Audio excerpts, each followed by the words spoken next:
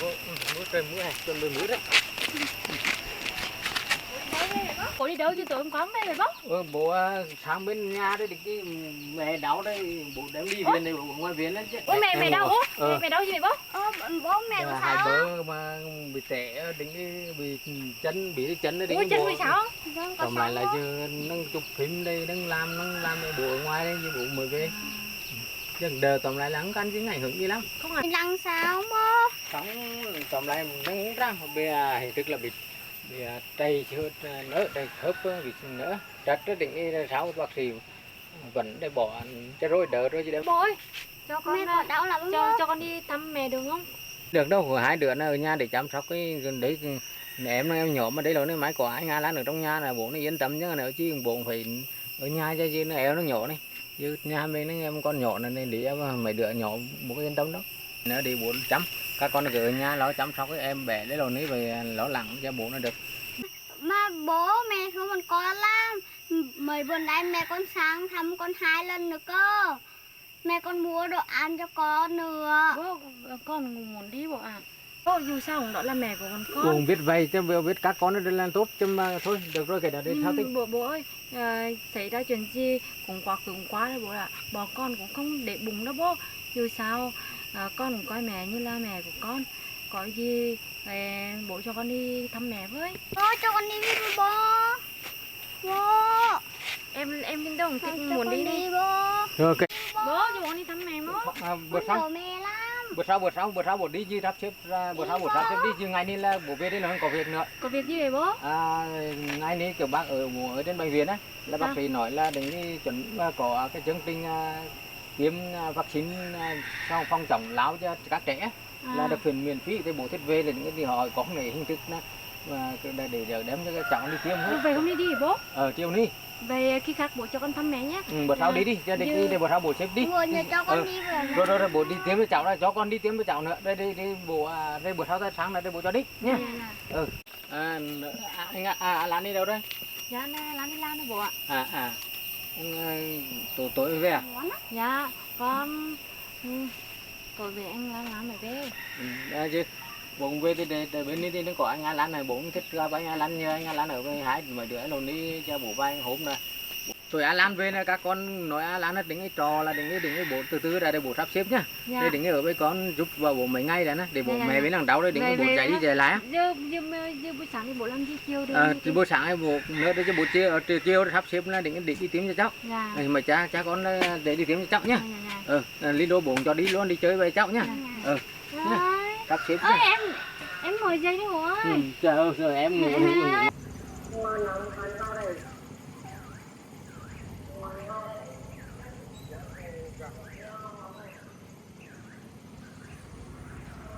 Chị ơi, cho em hỏi với. Em thấy chỗ này có làm đại lý thay lúa với ngô này. Mùa này có gì thay không? Cho em thử 9 lít đồng không chị? Đó, mày cô thay lúa chị nhá. Dạ. Em là chị được, chị có việc em là được. Cô kêu chị con lúa ra để.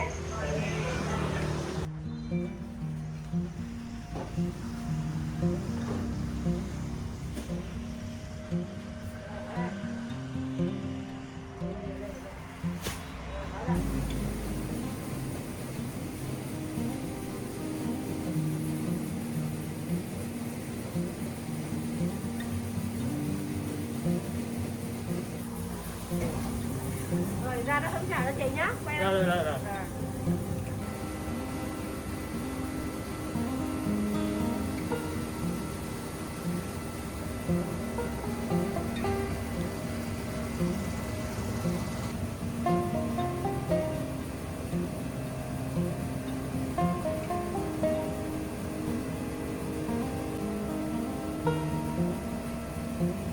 Qua đi lại nữa.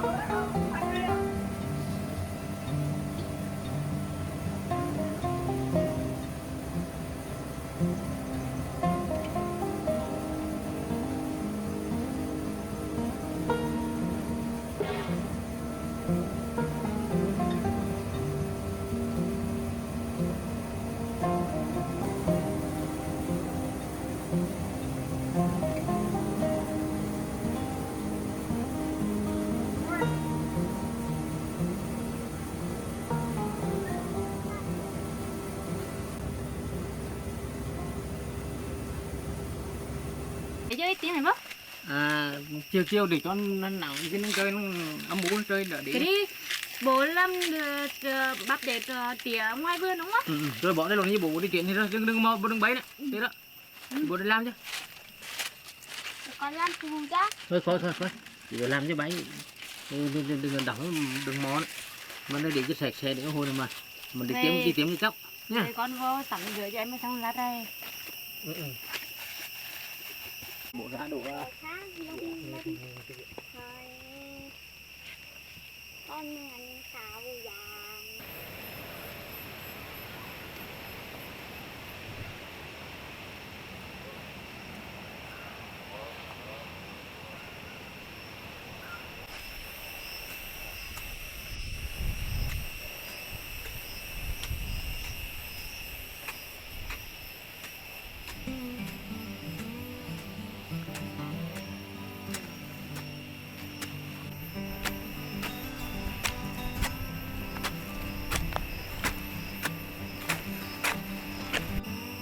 bọn đích thuốc kiến đấy cái đời cơ kiến ăn hết giống ấy kì hạt giống này này lại nó mình đi đấy này dạ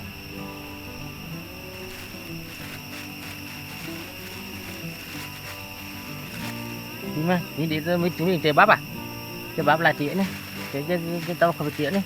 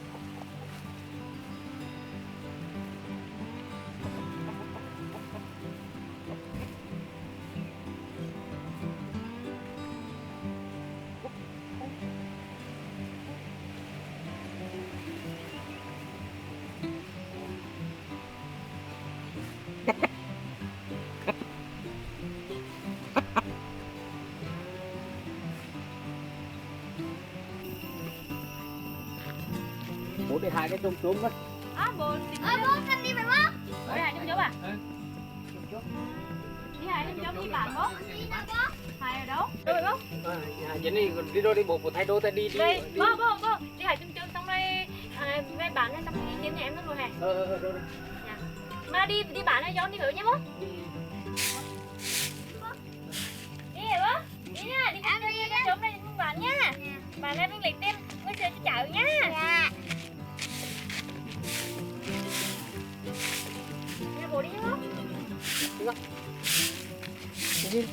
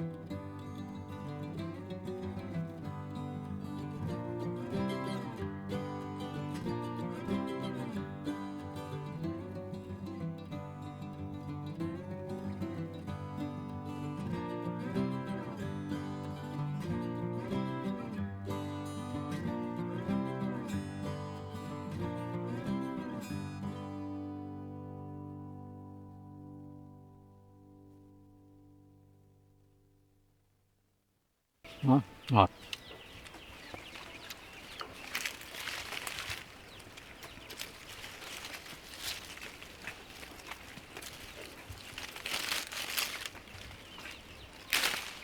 Đến đố con này. Con phít chẳng cái ní mũi cái lạ nó như mũi nhá.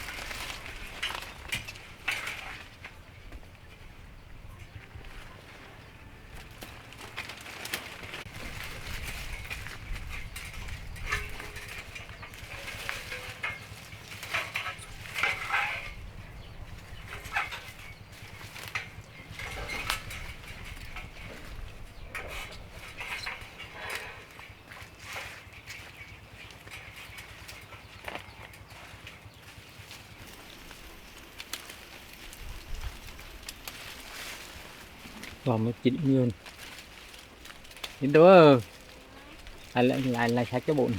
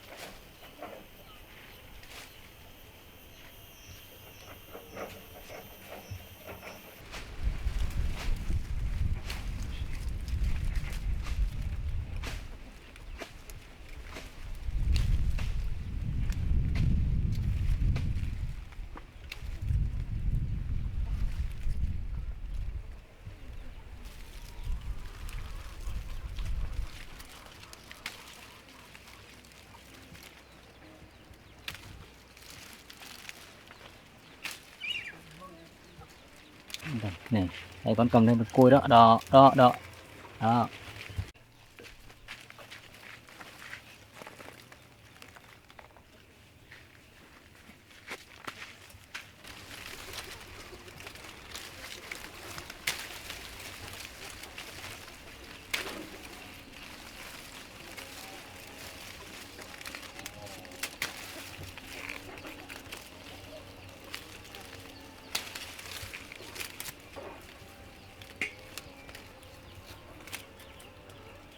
Đó đấy con này, anh lấy ra bộ này.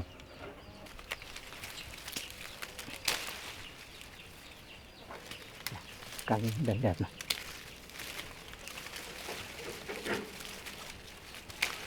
Đó ơi, xả này. Cái đẹp. Này đi. Chín. Đồ này. Ô, dạ, con ôm hai tay đã nặng lắm, cái này nặng lắm. Rồi. Rồi.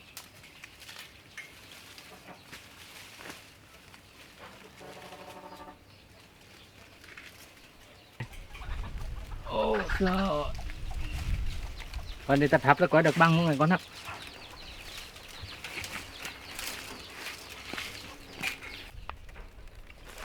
Con sắp này bố đấy nhá. Không còn như bộ bố đấy rồi.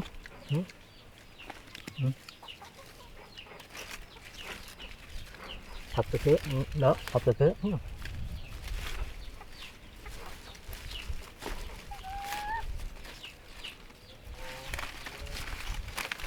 Thấp thì nhảy ra nó hết đó.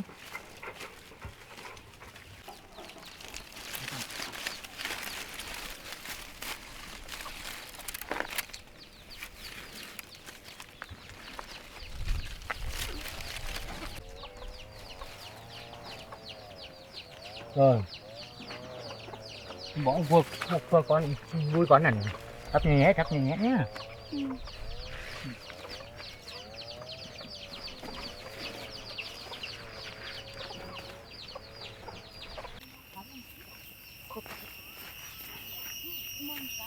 Đây đâu á. Đấy được rồi. Con cái nặng con có nặng không? Còn nặng con này đó đến rất nặng đây. Để rơi đi. Bố nguyên ổ kiển luôn kìa. Nguyên ổ kiển. Nó thả chừng đi. Con bỏ bớt đến báo bộ cầm như bộ để trả. Phải còn năng lắm á. Nào bỏ bớt đến tháng đây đến cái bộ đấy rồi là bộ đấy báo bộ đi dài tháng bắc phường cái đấy nhá. Để lại đây hai bộ con được. Bộ sống mình như bộ mà không cho mình mang dịch nặng. Nên một số bộ mạng nhưng bố không cho mình mang nào.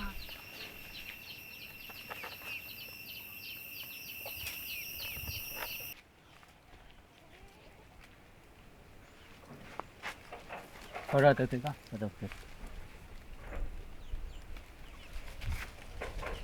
Rồi. Con đi.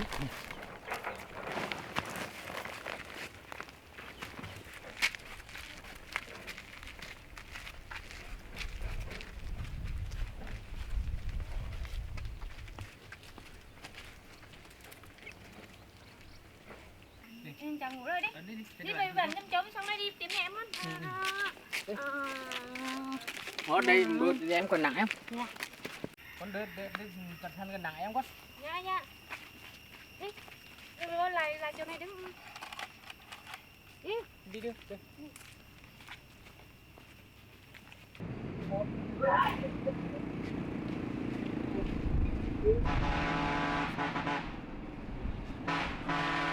Cô cho em xin có từ viên bạn cái đô hoa quả này nhé. Thôi mấy giờ hôm nay tự biếu vận bán thì cho tự đi bán đó. Bố con bỏ xuống đó bán đi. Em cảm ơn nhá. Qua đây bán này. Cái gì đó. Một kiểu đó. Đây, cái này. Đây, bỏ xuống đây.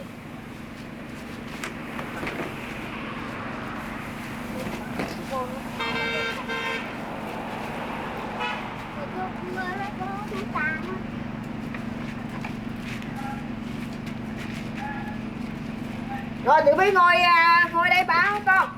Ngồi đây cho họ em ngồi đây bán đây kìa. Rồi. Dâm chôm, bố mua dâm chôm của tự biết này.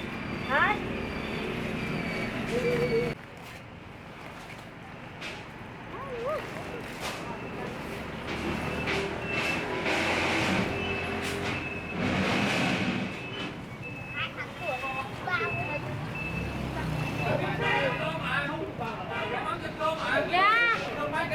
Dạ kỷ 15 ngàn. 15. Đấy là 2 kg, 3 kg này. Đây bác kỷ nữa à? Ừ. Chung chung.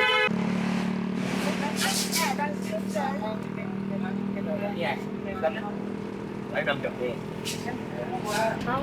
Cái này này anh ơi mua chân trộn nha anh. Có 15 còn 4 mà. Sao là hại quá. Nào mà ngon kiểu lắm ngon à. Bánh cho họ cho thoải mái chứ. Bánh này chị làm đi.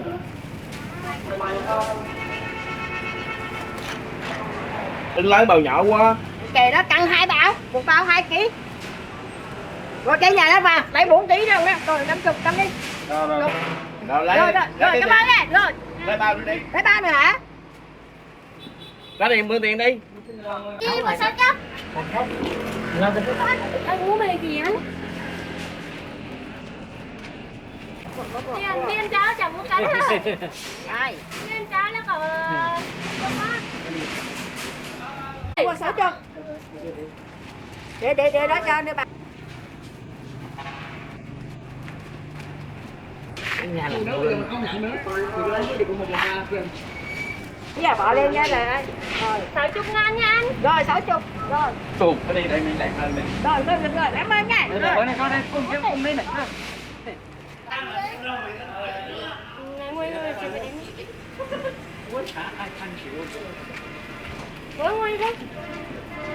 Nguyên không? Đi đâu nguyên đưa em này. Nhìn liên mua.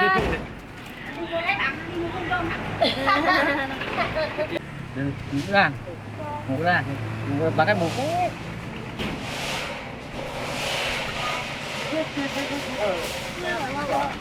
rồi cũng như là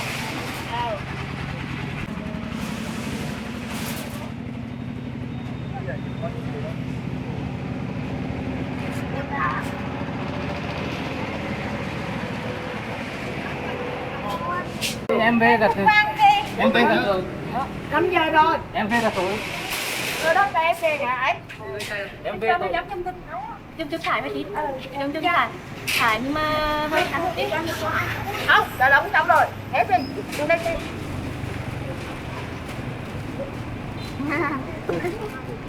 Rồi. Hai ký.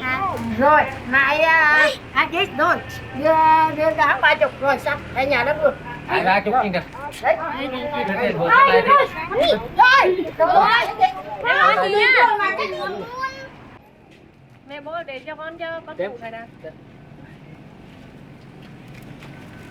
Nó ngủ ngon lắm nó ngủ đi.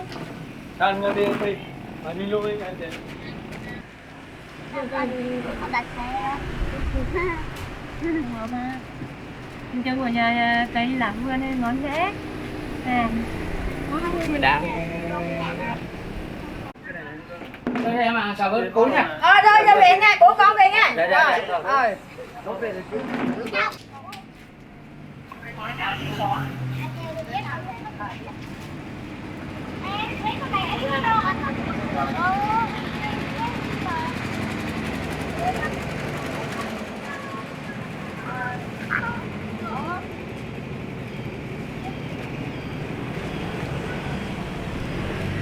Về thôi. Thôi thôi, quay ra luôn hả? Con về nha. Con về à? rồi về nha mấy bố con về nha rồi lần sau ra bán nha Dạ. rồi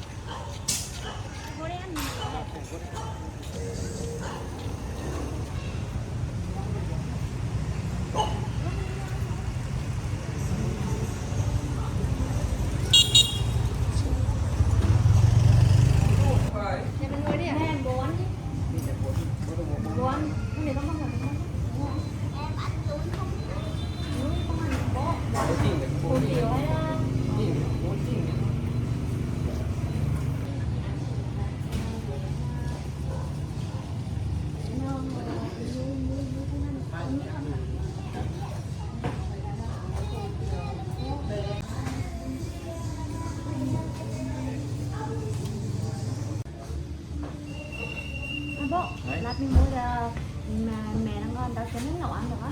Ăn mua sắp ra cho mẹ về thế này. Được rồi, để con mua rồi về đưa đi mẹ. Đi tiếp đấy này. Được. Sao con không được? Cả ăn được, cái này nó được một bông cái mặn này. Không cả ăn được luôn cả.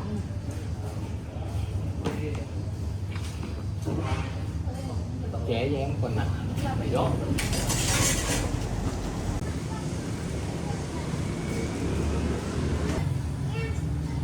Ăn cơm mẹ nhá.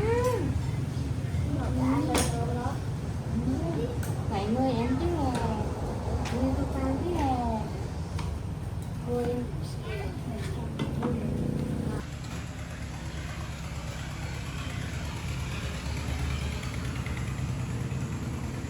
Nó lên đó. Hả? Dạ hả? Dễ lắm. Người ta có bầu, người ta có con, tao lấy đó. Rồi nó đi.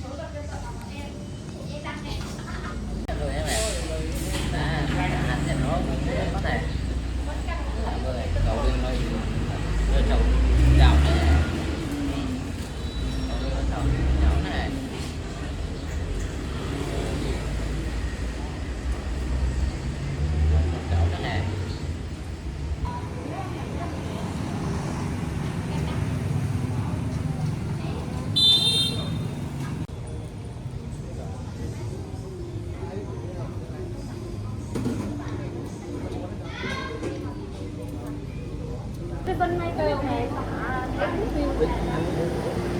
Nghĩ đặc biệt đi. nói cho mẹ chứ không có gì hết. Được chứ. Bộ răng bởi mẹ lúc Mẹ biết. mẹ cầm đôi tính thôi chứ bắt. Còn lại đời thì tầm đời chứ mà dừng đến rồi đứa anh nó ngồi ở nhà thì lọc lọc rồi chứ Lóc lóc thế à? cái đứa được. Tại vì thế thì chúng mình thành chị nào đó. Cái chuối xẻo cái là dữ.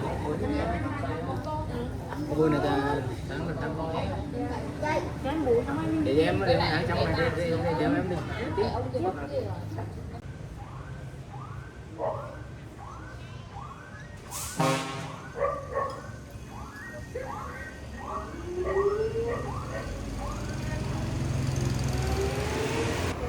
còn người ấy đó là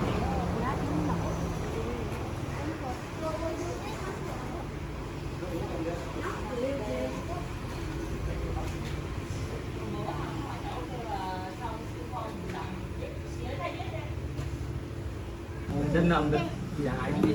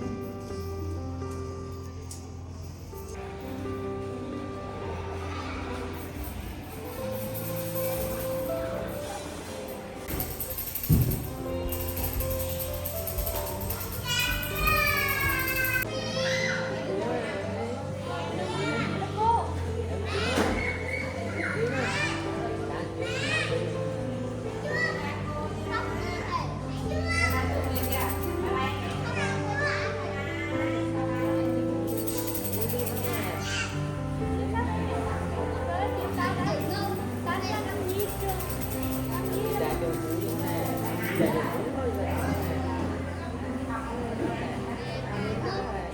còn gì nè.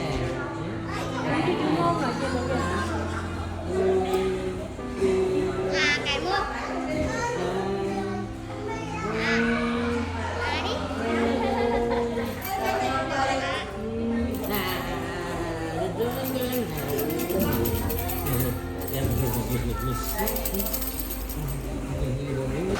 Mở cái